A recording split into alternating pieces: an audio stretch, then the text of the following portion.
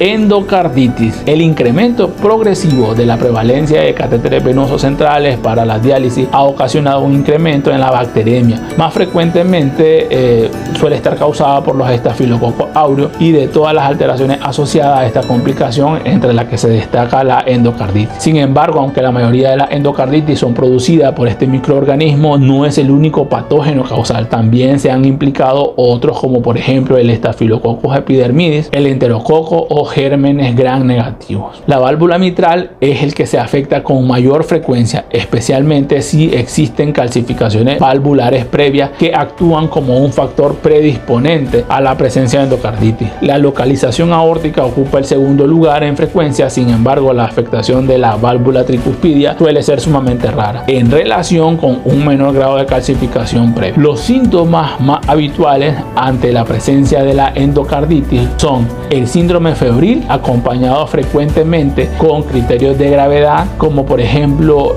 la hipotensión arterial o la leucocitosis. En cualquier caso, la presencia de fiebre sin un foco aparente en un paciente portador de un catéter venoso central obliga a descartar una endocarditis, pese a que el diagnóstico de sospecha sea bajo. El pronóstico de la endocarditis infecciosa en los pacientes con terapia de sustitución renal es pobre, con una mortalidad superior incluso al 50%, mientras que en la población general suele ser inferior al 10%.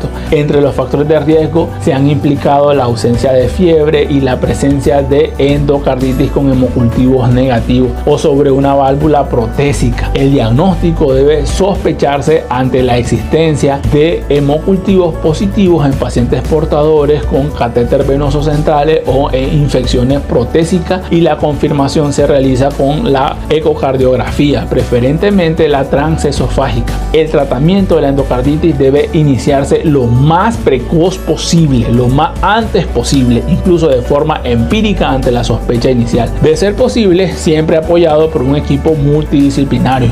Debemos de apoyarnos con la especialidad de infectología. También el equipo médico forma parte del cardiólogo y liderado por su médico nefrólogo, con el fin de brindar un tratamiento adecuado al paciente, fundamentalmente para evitar la resistencia a los antibióticos. Sin embargo, como tratamiento inicial, muchas guías de práctica clínica recomiendan como tratamiento inicial el uso de vancomicina intravenosa post-hemodiálisis. Como dosis estándar se puede administrar 1 gramo semanal, y en caso de membranas de alta permeabilidad 500 miligramos 3 veces por semana. Si bien la dosis debe ser individualizada en función de cada paciente y, de ser posible, monitorizando los niveles plasmáticos de estos fármacos. Por eso es la importancia de estarnos apoyando con infectología.